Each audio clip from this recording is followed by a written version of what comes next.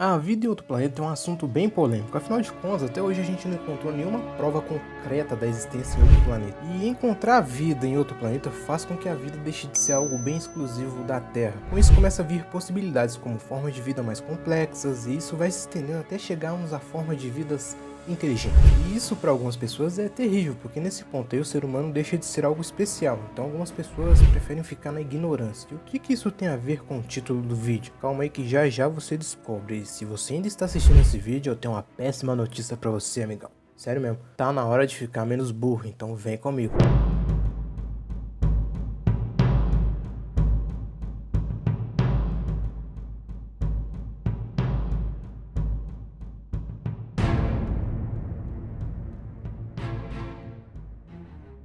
Mas antes de começar o vídeo, já deixa aquele like gostoso, que eu sei que você tem, não precisa esconder que a gente tá entre amigos, então não precisa mentir também. Se inscreve no canal se não for inscrito e comente as suas dúvidas ou sugestão de vídeo aí embaixo. E se quiser ajudar a gente sem tanto trabalho, assim, só na facilidade, ajudando a gente do mesmo jeito, só manda um pix de zoe pra gente, assim, na brincadeira, porque isso ajuda pra caramba, você não faz nem ideia. E é mais fácil pra vocês, né? Assim todo mundo sai ganhando.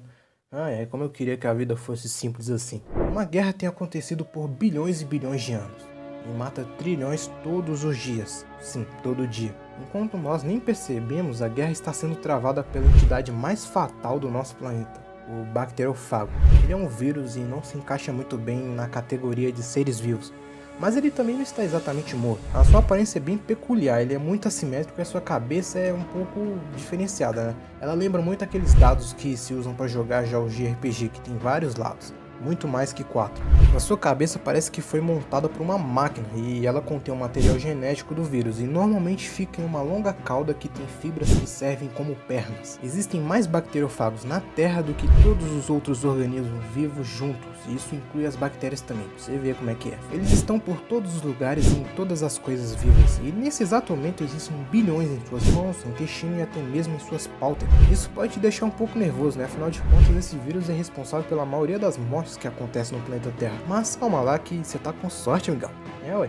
Porque embora eles sejam os maiores assassinos da história do planeta, eles matam apenas bactérias. Estima-se que cerca de 40% de todas as bactérias que estão presentes nos oceanos são mortas por ele diariamente. Embora eles sejam extremamente populosos, os bacteriofagos têm grandes falhas. Assim como qualquer outro vírus, eles precisam de um hospedeiro para poderem sobreviver e se reproduzir. Eles no geral não passam de muita coisa, eles são só uma casca com material genético por dentro, é basicamente isso. Então o que eles fazem? Bem, eles se especializam em caçar bactérias. A partir de agora eu vou começar a chamar eles de fago, beleza? Só pra ficar mais fácil pra mim e vocês vão entender do mesmo jeito, certo? Normalmente um fago escolhe uma bactéria específica e talvez alguns parentes bem semelhantes dela. E a partir desse ponto, essas bactérias escolhidas passam a ser suas presas. Quando um fago encontra sua vítima, ele conecta as suas fibras que ficam localizadas na ponta da sua cauda e ele junta essa parte da cauda junto com os receptores. E ele usa uma espécie de seringa para perfurar a superfície da bactéria. Para ficar mais fácil de entender, é como se ele fosse uma espécie de pernilongo das bactérias, saca? Só que ao invés de sugar sangue, ele vai lá e injeta seu material genético nela, e dentro de alguns minutos essa bactéria é totalmente dominada. Agora que eu pensei nisso, se os mosquitos fossem desse jeito, o bagulho ia ficar doido, né, mano? Depois que a bactéria é dominada, ela é forçada a manufaturar todas as partes de novos fagos, e elas fazem isso sem parar, é como se ela tivesse se tornado um zumbi a partir daquele momento. Na verdade elas param, mas só quando a bactéria está completamente cheia de novos fagos. E no último estágio, os fagos que estão lá dentro, pronto para seguir a nova vida, produzem um negócio chamado endolisina, que é uma poderosa enzima, e essa enzima começa a corroer a bactéria de dentro para fora. Quando o primeiro rompimento, o primeiro buraquinho acontece, a pressão é tão alta que a bactéria meio que explode. Todos os novos bacteriofagos são expostos para fora. E nesse processo as entranhas da célula também vai junto e ela acaba morrendo. Novos fagos são soltos e o ciclo se reinicia. Nos últimos anos, os bacteriofagos eles têm ganhado a atenção do segundo organismo vivo mais letal da Terra, que é o ser humano. Nós, seres humanos, começamos a ver uma pequena possibilidade de injetar milhões dele nos nossos corpos. E qual que é o motivo da gente fazer isso? Pode não parecer, mas nós estamos ficando um pouco desesperados, sério mesmo. No passado, o único corte ou gole de água não tratada poderia te matar.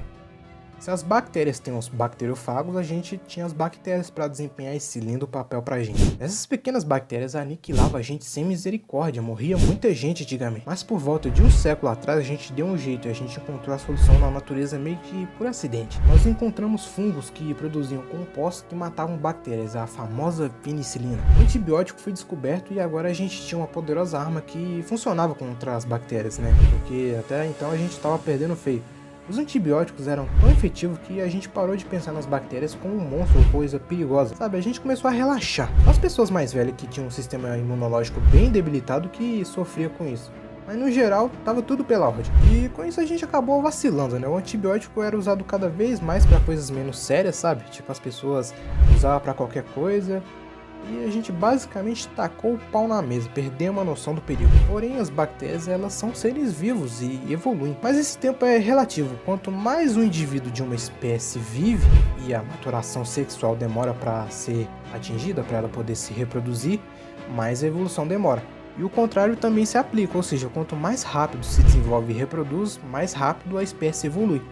E se tem uma coisa que as bactérias fazem muito bem é isso, elas se reproduzem muito rápido, mas muito mesmo. E com isso elas uma por uma começaram a se tornar imunes às nossas armas, que no caso eram os antibióticos. E isso continuou até que a gente criou o que hoje é conhecido como superbactérias. São bactérias imunes a quase tudo que a gente tem. E aqui vai uma outra curiosidade, as bactérias elas se reproduzem por reprodução assexuada, ou seja, quando não é necessário um gênero e também na maioria das vezes não é necessário um parceiro para isso. A minhoca é um caso de exceção.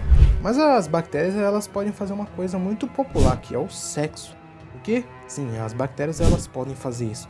E diferente do nosso que geralmente envolve o prazer e a reprodução apenas um desses dois, as bactérias ao invés de se reproduzirem, informações genéticas podem ser passadas. Inclusive, bactérias inofensivas podem se tornar mais letais se começarem a conviver com bactérias tóxicas. Mas isso não é tudo. Sabe o que mais pode ser passado de uma bactéria para outra? Imunidade a antibiótico. E bem agora essa imunidade entre as bactérias está se espalhando pelo mundo. Estima-se que em 2050 as superbactérias podem matar mais humanos anualmente do que o câncer. Os dias em que um corte ou uma infecção causada por bactéria se torne mortal pode voltar. Isso não é uma boa notícia, né? Só nos Estados Unidos são mais de 23 mil pessoas que morrem por bactérias resistentes todos os anos. Mas é aí que entra a atenção que os bacteriofagos estão ganhando. Esse vírus é tão letal para as bactérias que pode vir a salvar a gente. Mas peraí, como injetar milhões de vírus em uma infecção pode ser uma boa ideia? Bem, os fagos eles são matadores muito mais especializados em bactérias do que a gente pensa. Eles são tão especializados que nós mesmos, os seres humanos, somos basicamente imunes a eles. Nosso sistema é bem diferente de uma bactéria. A gente encontra bilhões de fagos todos os dias e eles simplesmente nos ignoram. Os antibióticos são muito bons, mas eles funcionam mais como um bombardeio em área, sabe? Quando você solta uma bomba e quem estiver perto morre? Então, ele mata tudo, inclusive as boas bactérias do nosso intestino que a gente não quer que morra. Os fagos são mais como um míssil teleguiado, ele mata o que é programado para matar. Então, pera um minuto, se a gente começar a usar os fagos para matar as bactérias não iam desenvolver maneiras de se defender assim como está acontecendo com os antibióticos? Tem esse porém, mas isso aí é um pouco mais complexo que a gente pensa. Isso porque os fagos, eles também evoluem. Isso é literalmente uma guerra que está acontecendo. Essa é uma batalha que tem sido travada por bilhões de anos e os bacteriofagos eles têm saído muito bem nessa. Isso faz deles basicamente armas inteligentes que constantemente ficam melhores em matar. Mas mesmo assim, se as bactérias ainda encontrar uma maneira de ficar imune aos fagos, a gente ainda vai ter um pouco de vantagem. Acontece que para uma bactéria ficar resistente a algumas espécies de fagos, ela teria que desistir da sua resistência a antibióticos.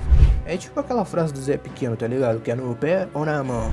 Isso já foi testado com sucesso em um paciente que não tinha muitas esperanças. A bactéria Pseudomonas aeruginosa, que é uma bactéria bem ruim e ferrada, infectou a cavidade do peitoral desse cara. Após anos e anos sofrendo, alguns milhares de fagos foi colocado diretamente no peito desse cara junto com antibióticos para acabar com as bactérias que eram imunes. E logo após, depois de algumas semanas, as bactérias que estavam lá desapareceram por completamente e a infecção parou. Boa notícia, certo? Porém, tem a má notícia que é, infelizmente, esse tratamento é apenas experimental e companhias farmacêuticas ainda estão meio receosas, tá ligado? De investir dinheiro nisso. E, a propósito, ainda não tem nenhuma aprovação oficial, mas as coisas elas estão mudando. Tipo, em 2016, a maior operação clínica com fagos começou. E isso tem ganhado cada vez mais atenção, e é bom a gente começar a considerar isso, porque os antibióticos estão cada vez menos eficazes. E estamos chegando a mais um fim de vídeo, rapaziada. Eu espero que você tenha gostado. Se você gostou, deixa aquele like gostoso que eu pedi lá no começo do vídeo. Se inscreve no canal caso ainda não seja inscrito. E comente as suas dúvidas ou sugestões de vídeo que eu vou fazer o possível para poder responder. Tem mais vídeo no canal para vocês assistirem. E caso vocês já tenham visto todos, eu espero que a gente se veja no próximo vídeo. Ah, manda um pix pra gente que isso ajuda pra caramba. Sério mesmo? Só de zoa, só pra testar o negócio ali.